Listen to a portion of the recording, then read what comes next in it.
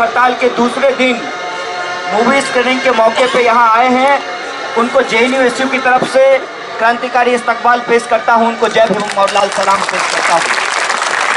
दोस्तों, इस मूवी को हो सकता है कि आप में से बहुत सारे लोगों ने देखा होगा और इस मूवी की चर्चा काफ़ी रही पिछले दिनों इस पूरे देश के अंदर, जब सहिष्णुता और असहिष्णुता की बहस हो रही थी।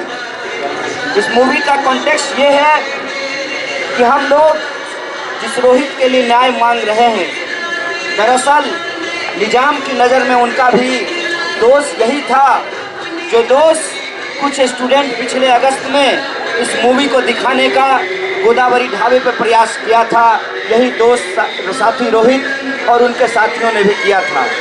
बड़े अफसोस की बात है कि हमारे देश की सरकार इतनी डरी हुई है कि वो मूवी से घबराती है।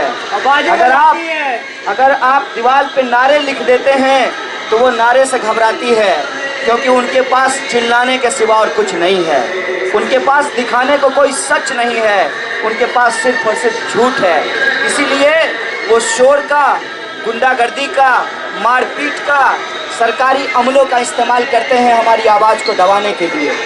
लेकिन ऐसा होना संभव नहीं है। एक बार उनको मुंह की खानी पड़ी है और शायद इसीलिए बदले की भावना से इतने महीने के बाद उमर को, अनिर्वाण को, सोनम को और दूसरे साथियों को शो कॉज नोटिस भेजा गया है कि आप लोग मूवी स्क्रीन क्यों कर रहे थे। ये सवाल हम इस प्रशासन से पूछना चाहते हैं कि मूवी दिखाना कौन सा अपराध है। कहिए आप सीधे सीधे कि मुजफ्फरनगर का सच आप क्यों बता रहे थे। अपना चेहरा छुपाइए नहीं कानून की आड़ में, क्योंकि जब भी आप छुपाने की कोशिश करते हैं बड़ा ही भयावह चेहरा हमारे सामने निकल करके आता है।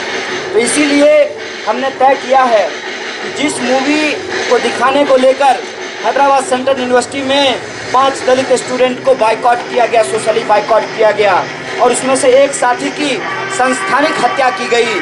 जिस मूवी को दिखाने के लिए ABVP के गुंडे जगह जगह मारपीट करते हैं लोगों के साथ, जिस मूवी को दिखाने पर यहाँ का प्रशासन उसके साथ सुर में सुर मिलाकर हमको शो कॉज नोटिस भेज रहा है। और आज अगर शो कॉज नोटिस का भी डर हमको नहीं है तो वो साउंड बजा करके हमको डिस्टर्ब कर रहा है।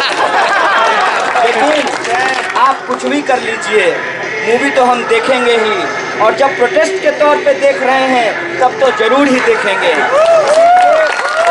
इस मौके पे हमारे लिए एक अच्छी बात यह है कि इस मूवी को बनाने वाले साथी नकुल हमारे बीच मौजूद हैं। FTII के पुराने साथी हैं। दिल्ली के अंदर FTII के लिए जो मूवमेंट चला था उसको कोऑर्डिनेट भी कर रहे थे और प्रोग्रेसिव मूवमेंट को आगे बढ़ाने में जो इस देश के अंदर आवाज़ उठ रही है उसमें से एक आवाज़ है वो। तो मैं सबसे पहले मूवी शुरू करने से पहले साथी नकुल को बुलाना चाहता हूँ कि 2 शब्द इस मूवी के बारे में बताएं और बताएं कि ये मूवी बैन नहीं है, फिर भी क्यों कुछ लोगों के पेट में दर्द हो जाता है और वो मूवी दिखाने से मना करने लगते हैं। तो मैं बुलाना चाहता हूँ साथी नकुल को। साथी नकुल अपनी बात रखेंगे, उसके बाद इस मूवी को स्क्रीन किया जाएगा। आप सब लोगों से यह अपील है JNU की तरफ से कि अगर मूवी देख लिए हैं फिर भी मूवी देखिए, क्योंकि कुछ लोग आपको देखने नहीं देना चाहते हैं, इसलिए देखना ज़रूरी है। और हम कहते हैं कि अगर हम मुजफ्फरनगर बाकी है देखेंगे नहीं तो इस देश में लोकतंत्र बाकी नहीं रहेगा, इसीलिए इस मूवी को देखना ज़रूरी है। तो साथियों, सभी को मेरा क्रांतिकारी अभिनंदन।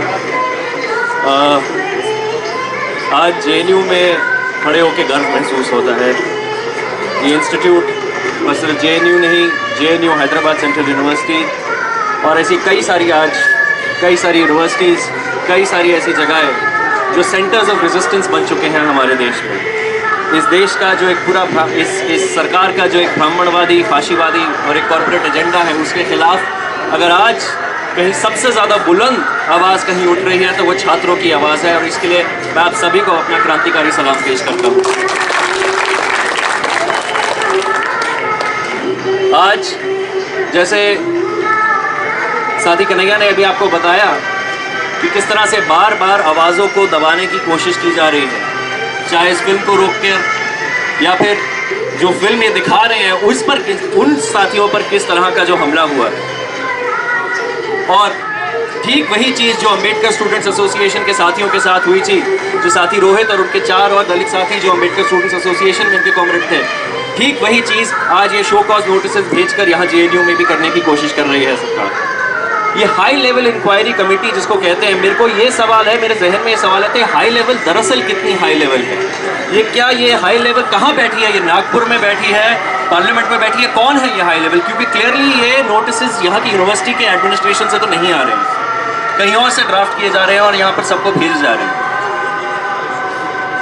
और अगर आप ये बोल रहे हैं कि इस फिल्म को दिखाना गलत है और इसलिए आप जो भी ये फिल्म दिखाएंगे तो आपको ये नोटिस भेजे जाएंगे, आपको डराया धमकाया जाएगा, तो मैं आपको एक चीज़ आज बड़े स्पष्ट रूप से बताना चाहता हूँ कि इस फिल्म को दरअसल भारत सरकार के एक फिल्म फेस्टिवल ने मुंबई में दिखाई थी। ये film Mumbai international film festival में 2016 में, अभी फरवरी के महीने में, जो INB मिनिस्ट्री और महाराष्ट्र स्टेट गवर्नमेंट जो कि अभी भाजपा की सरकार है वहाँ पर, इन दोनों के कोलैबोरेशन में ये एक फिल्म फेस्टिवल होता है, वहाँ पर सरकार ये फिल्म दिखाती है। तो अगर ये फिल्म दिखाना गलत है तो सबसे पहले नोटिस आप अरुण जेटली को भेजिए और फडणवीस को भेजिए और स्टूडेंट्स को इस तरह से हरास करना बंद करिए। अगर वो गलत है, अगर वो गलत नहीं है तो ये क्यों गलत है? एक और फिल्म मुजफ्फरनगर पर जिसका नाम है इन दिनों मुजफ्फरनगर, साथी शुभ्रदीप जिनकी अभी 1 साल पहले ही इंतकाल हुआ और उनकी वाइफ मीरा चौधरी, इन दोनों ने ये फिल्म बनाई थी। उस फिल्म को आज आप पढ़ेंगे, उस फिल्म को आज सेंसर बोर्ड ने सेंसर कर दिया है।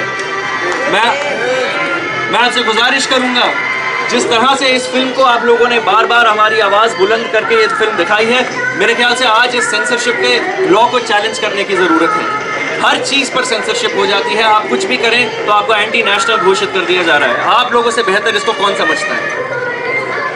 तो मैं आप सबका बहुत बहुत शुक्रिया अदा करता हूँ, ये फिल्म दिखाने के लिए ही नहीं, लेकिन इस पूरे आंदोलन को कहीं ना कहीं बहुत सारी आवाज़ों को आप लोगों ने एक बुलंद आवाज़ के रूप में सामने देश के सामने रखा है। इसके लिए मैं आप सबका सलाम करता हूँ। ये फिल्म मुजफ्फरनगर बाकी है, मेरे ख्याल से आप लोगों में से कई लोगों ने देख ली है, लेकिन फिर भी 2 शब्द इसके बारे में कहूँगा। ये फिल्म 2013 में जो मुजफ्फरनगर में नरसंहार हुआ था, आप लोगों को याद होगा, बहुत उन दिनों आंकलन किया जा रहा था कि नरेंद्र मोदी की क्या सरकार बनेगी, नहीं बनेगी, क्या उनकी पूर्ण बहुमत से सरकार बनेगी, और अक्सर ये बात होती थी कि क्या उत्तर प्रदेश में उनकी क्या इतनी अच्छी परफॉर्मेंस रहेगी कि वो पूर्ण बहुमत की एक सरकार बना पाएंगे। जब ये नरसंहार हुआ और हम लोग इस नरसंहार के लगभग 1 हफ्ते बाद मुजफ्फरनगर गए, तो एक चीज़ स्पष्ट हो गई थी कि इस ध्रुवीकरण से शायद मुजफ्फरनगर में, और मुजफ्फरनगर में ही नहीं बल्कि पूरे उत्तर प्रदेश में जो एक ध्रुवीकरण ये लोग चाह रहे थे वो हासिल कर चुके हैं और इनकी एक पूर्ण बहुमत की सरकार बनेगी। और इसलिए मेरे ख्याल से मुजफ्फरनगर का दंगा 2014 के जो लोकसभा चुनाव है उसका एक सबसे एक इम्पोर्टेंट टर्निंग पॉइंट बन जाता है। इसलिए इस फिल्म के इस दंगे के कई सारे पहलुओं को, आर्थिक पहलू, जातीय पहलू, जेंडर का पहलू, अलग अलग पहलुओं से इसको देखने और समझने की कोशिश की गई है। और 2014 के चुनाव पर ये किस तरह का प्रभाव करता है ये नरसंहार, ये समझने की कोशिश है इस फिल्म में। आप सबका यहाँ आने के लिए फिर से एक बार बहुत बहुत शुक्रिया, ये फिल्म दिखाने के लिए एक बार आप सबका बहुत बहुत शुक्रिया। जय भीम, इनकलाब जिंदाबाद।